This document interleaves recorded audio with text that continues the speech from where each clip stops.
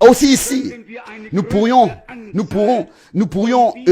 citer tout un nombre de versets bibliques, que ce soit Éphésiens, chapitre 4, verset 11, et beaucoup d'autres écritures, ou bien versets. La différence est que Dieu établit, et que ceux que Dieu établit n'accepteront jamais d'être appelés ou désignés par un titre qui appartient à leur tâche et appel.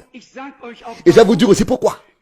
Ils n'ont pas le droit de le tolérer et de le permettre. Ils ne peuvent même pas. Quelqu'un qui est vraiment établi de Dieu ne peut même pas accepter et tolérer cela.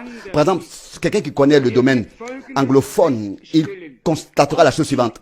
Que ce soit en Angleterre, que ce soit aux États-Unis, que ce soit en Australie, que ce soit en Nouvelle-Zélande, que ce soit partout dans les domaines, dans les pays anglophones, tout ce qui était britannique ou bien est britannique, là, le pasteur, il n'a plus de nom. Hein. Il y a plus, ce n'est plus monsieur tel et tel, monsieur tel ou bien frère. C'est seulement le pasteur. Donc, monsieur pasteur, le pasteur. Il n'a plus de nom. À chaque fois qu'il veut parler de lui, ils disent pasteur. Et le pasteur n'a plus de place dans la porte. Franck fait un jeu de mots. Tor veut dire porte en anglais. Pastor. Il n'a plus de passe. Il peut plus passer par la porte. Tous ces titres.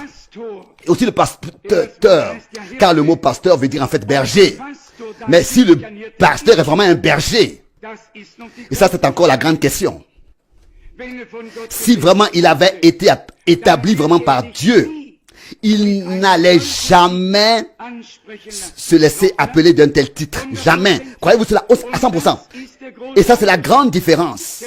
Imaginez-vous que quelqu'un était venu à Paul, on aurait dit, oh, bien-aimé apôtre, bien-aimé apôtre.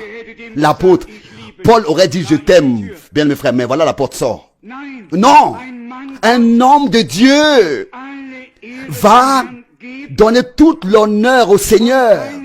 Et il va jamais accepter des honneurs, encore moins des titres, c'est pas possible. Celui qui le fait, celui qui le tolère, celui qui l'accepte, n'a pas été établi par Dieu. Bien au contraire,